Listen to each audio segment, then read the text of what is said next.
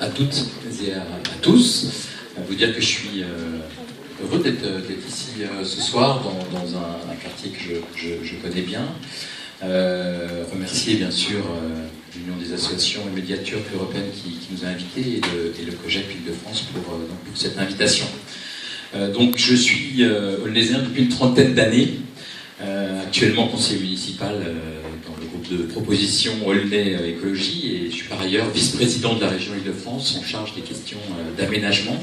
Je suis l'un des 15 vice-présidents de cette région auprès de Jean-Paul Huchon, le président de la région socialiste avec qui je travaille en bonne intelligence. De formation, je suis historien, mais je suis surtout urbaniste et devenu à force un spécialiste des questions relatives à l'aménagement, à la manière dont on imagine et organise la ville sur un territoire, et notamment comment on répond à la question du logement.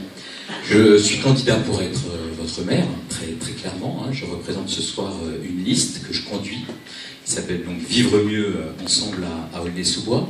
Depuis le début de notre entrée en campagne à l'automne, notre liste revendique la richesse de son rassemblement. Nous sommes en effet une liste de la gauche, une gauche humaniste, démocratique, solidaire. Alors moi je parle de richesse parce que je suis réellement fier de la diversité des profils, des parcours, des candidats de notre liste. Par exemple, une Malika qui a grandi à Roubaix, un Hervé qui est né à Constantine, et des candidats issus de l'écologie, du MoDem, du Front de gauche ou encore du Parti socialiste, tout comme d'autres citoyens et personnalités aulnaisiennes, forts d'un engagement associatif et militant dans notre ville. Pour vous donner une proportion, en gros sur notre liste, il y a 2 tiers de gens qui n'appartiennent pas à une organisation politique et 1 tiers qui appartiennent à une organisation politique. Alors nous avons beaucoup dit depuis le début de la campagne, et nous continuerons, que nous portons un projet qui trouve son origine dans le besoin d'un très fort changement de méthode. Un changement de logiciel, comme on dit parfois. Nous pensons qu'il est indispensable de vouloir mettre en place une gestion plus démocratique, plus transparente, plus participative de notre ville. Ces derniers jours, j'ai été amené à signer une charte importante pour moi et pour notre liste, la charte Anticorps. C'est une association qui lutte contre la corruption. Elle a été fondée par le juge Alphen, mais aussi contre les mauvaises pratiques en politique. Elles ne sont parfois pas illégales, ces pratiques, mais elles sont néfastes et participent de l'usure du système politique. Et en même temps, moi, je ne suis pas d'accord pour qu'on dise tous pourris. Je crois qu'il faut qu'on fasse attention. Et j'ai la prétention de ne pas l'être, malgré un mandat important, et de ne pas le devenir. En signant cette charte, je me suis engagé, quand je serai maire demain, dès le 31 mars, à partager le pouvoir, par exemple, pour être précis, en laissant l'opposition présider la commission des finances. Il me semble que la question budgétaire, c'est une question cruciale. C'est-à-dire comment, à la fois, l'opposition et la majorité ont les mêmes informations, comment on forme l'ensemble des conseillers municipaux, qu'ils soient de la majorité ou de l'opposition, pour comprendre un budget, et comment, y compris, on permet aux citoyens d'être au courant, et y compris de regarder les budgets en les rendant plus lisibles, en sortant de l'opacité actuelle. Et cet exemple que je vous donne, on l'a mis en place à la région Île-de-France avec Jean-Paul Huchon, à l'Assemblée nationale, et cela se passe plutôt bien. Et même c'est très stimulant pour une majorité d'avoir un contre-pouvoir, d'avoir des gens qui posent des questions, et donc de devoir la transparence, et de devoir donc faire toujours mieux quand on est élu. L'autre point de mon engagement, de notre engagement, c'est la question du cumul de mandats. Très clairement, j'ai dit que je renoncerais à ma vice-présidence à la région, et pour être pleinement et à temps plein le maire d'Aulnay-sous-Bois. Je pense que ça, c'est une question qui va être posée à beaucoup de candidats. Ils sont en situation de cumul s'ils deviendront maires. Eh bien, j'allais leur poser la question, ils ne sont pas là. Et vous leur retransmettrez. Les amis des candidats qui sont là ce soir pourront leur transmettre. Je pose des questions à Gérard Ségura, à Bruno Béchiza, à Jacques Chaussat. Question très précise. Est-ce que vous comptez continuer à cumuler, pour certains, maire et vice-président du Conseil général, ou est-ce qu'enfin, on va mettre fin en France au cumul des mandats? Première question, donc, mais aux absents. Ensuite, donc deux points qui sont importants, parce que ça permet de dire on veut changer les méthodes. Et puis, je pense qu'il faut aussi qu'on se dise, quand dans une campagne électorale, on commence à promettre individuellement logement, emploi et autres, Et il faut qu'on commence à se poser des questions sur la manière dont fonctionne la démocratie. Et donc je vous dis, faites attention. Quand quelqu'un viendra vous voir en disant je vous promets quelque chose, écartez-vous de lui. Je pense qu'il faut qu'on soit très ferme sur ces questions-là. Je pense que nous avons à rétablir aujourd'hui en France une démocratie qui se base sur des règles et qui se base sur des engagements qui sont pour l'ensemble de la population et pas pour une petite partie de la population et surtout pas individuelle. Ça c'est un message. Vous parliez des jeunes, je pense qu'on a un message à leur faire passer. Ce message, c'est on doit servir l'intérêt général, on ne doit pas servir l'intérêt particulier. Et donc, y compris le citoyen doit faire attention parce qu'on l'a un petit peu habitué. Donc les gens viennent, ils disent « Toi, tu me promets quoi ?» Il dit « Moi, je te promets rien à toi. Par contre, je promets à la ville des engagements de méthodes, nouvelles méthodes, projets, et j'y reviendrai. » Au sein de notre liste, donc on a une grande, je vous disais, une grande diversité, une grande complémentarité, et on essaye justement de tirer le meilleur parti de cette diversité, de ces compétences. Cet après-midi, on était autour des questions de circulation, de pollution, de bruit, de stress, et donc envisager un plan local de déplacement. Là aussi, on ne regarde pas juste sa rue, mais on regarde bien l'intérêt général et l'intérêt de ses voisins, c'est pas forcément les nôtres, et donc cette complexité de la gestion d'une ville, eh bien, il faut l'admettre et il faut utiliser la compétence des citoyens. Donc, certains pensent que cette diversité, eh bien, ce serait un défaut. Moi, je pense qu'au contraire, elle est à l'image de notre ville. On a une ville diverse. On parle, nous, de grande mosaïque. Et cette mosaïque, eh bien, il faut la rassembler, il faut faire en sorte de faire une ville apaisée. Une mosaïque de démocratie, d'humanisme, mais aussi d'écologie. Je l'ai évoqué, je suis élu du parti Europe Écologie, mais je suis aujourd'hui le représentant de citoyens, mais aussi d'organisations politiques. Certains membres du Front de gauche, d'autres membres d'Europe Écologie Les Verts, parti de gauche et ensemble. Et donc, c'est au nom de ce rassemblement que je vous parle aujourd'hui. Aujourd'hui, j'étais cet après-midi au rassemblement à Vaujours, tout près d'ici, à l'appel notamment d'associations, contre l'exploitation en sous-sol du fort de Vaujours, avec un gros risque de radioactivité. Eh bien, j'ai retrouvé nos premiers combats sur cette question-là, ça date d'il y a 15 ans. Jeune militant, j'étais sur ces combats-là, et donc vous dire aussi qu'on n'émerge pas comme ça, par hasard, dans une ville, mais on a un passé, on a une militance, on a un ancrage qui petit à petit s'est fait, et donc qui a parfait notre connaissance. Je rencontre des gens avec qui on s'est battu contre l'implantation d'un McDonald's, d'autres on a regardé comment on pouvait mettre en place un équipement. Quand nous avons été adjoints, et j'ai lu Claire Dexemer, on a regardé comment on pouvait répondre aux besoins de la petite enfance, et là encore, avec des règles précises, pas amis du maire ou pas amis du maire, mais une règle pour l'ensemble des Aulnésiens pour l'accession aux crèches. Une ville donc, ce que nous voulons, c'est une ville dans laquelle l'urbanisme n'est pas un bateau ivre, comme aujourd'hui, mais une réalité qui donne la priorité à la fois à la qualité des concertations, comment et quoi, qu'est-ce qu'on va bâtir pour répondre à quels besoins, et qui n'oublie pas les équipements. Aujourd'hui, on est dans une sorte d'opportunisme foncier, notamment en cœur de ville. C'est-à-dire qu'on construit, tout d'un coup on se dit, mais il y a déjà 30 enfants en grande section maternelle. Ben oui, mais je pense que justement cette incapacité à se projeter et à dire je construis, donc j'ai les équipements qui vont avec, c'est notamment un des grands échecs de cette municipalité. Nous sommes pour le logement, mais nous sommes aussi pour cette ville que moi j'appelle ville complète, où on a les services qui vont avec. On a des services publics, on a le médecin, on a la boulangerie, et tout ça, ça doit être pensé ensemble.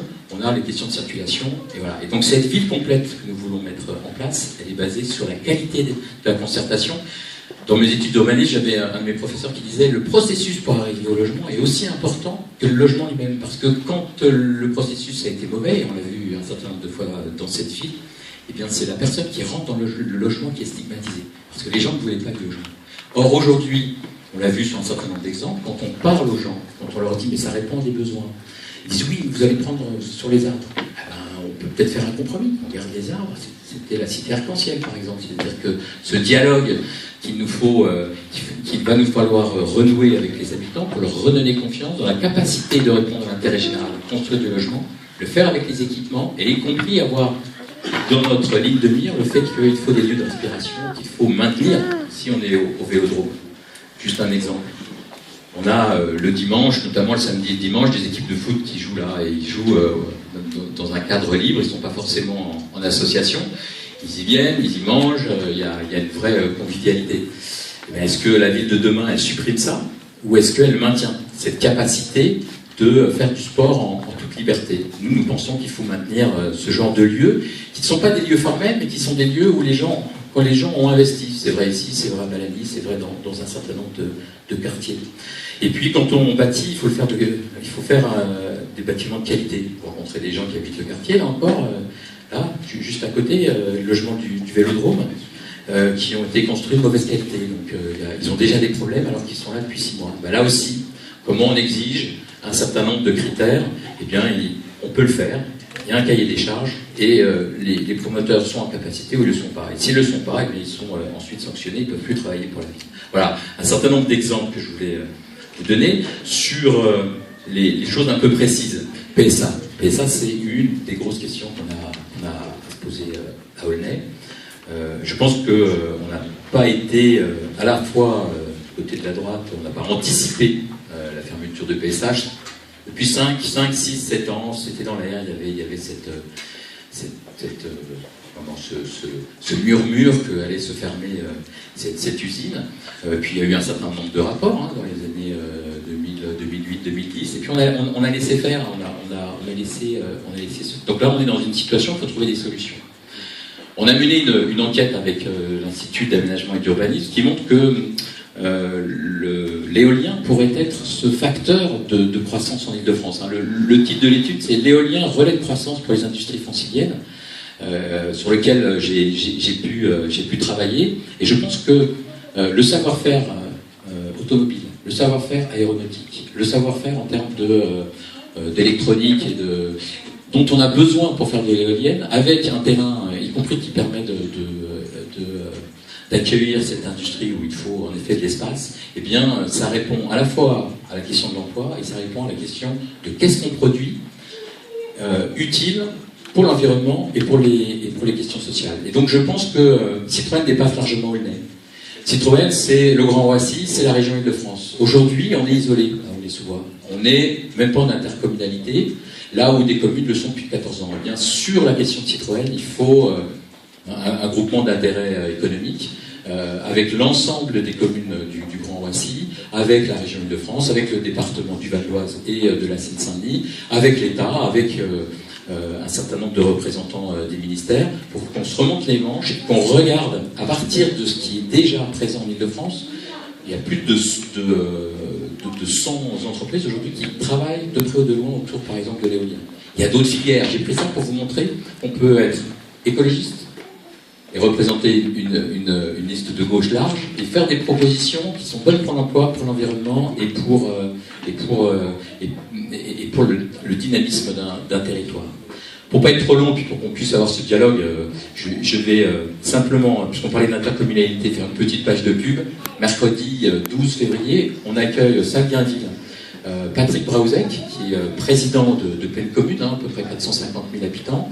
Ça fait 14 ans qu'ils sont en intercommunalité, ça fait 14 ans qu'ils ont droit à un certain nombre de financements de l'État de la région parce qu'ils sont en intercommunalité. Nous, ça fait 14 ans, à Aulnay-sous-Bois, qu'on perd en gros 10 à 12 millions d'euros par an, et encore, on est dans l'échelle basse. Il vient nous parler des questions du Grand Paris, il vient nous parler des questions de la Seine-Saint-Denis dans le Grand Paris, et nous, on va faire un certain nombre de propositions sur Aulnay-sous-Bois dans le Grand Paris, comment on peut tirer notre épingle du jeu, et comment à partir de nos territoires, de notre jeunesse, de ce qui fait nos atouts et nos talents à Aulnay-sous-Bois, on peut eh bien, profiter de cet élan. Pour conclure, je voudrais vous dire à la fois ma satisfaction d'être ici, parce que je crois que c'est important de débattre. Une campagne électorale, c'est pour ça que moi je refuse pas les invitations. Et quand je dis que je viens, c'est aussi un de mes principes de base. Je conduis donc une liste et je porte un projet dont je suis, c'est vrai, extrêmement fier. Je sais que nous avons les ingrédients pour réellement vivre mieux ensemble à Aulnay-sous-Bois. Je pense que c'est l'objectif principal de notre liste et je suis impatient de les mettre en œuvre avec vous et pour vous. Je suis attaché aux valeurs de notre République et à sa devise liberté, égalité, fraternité.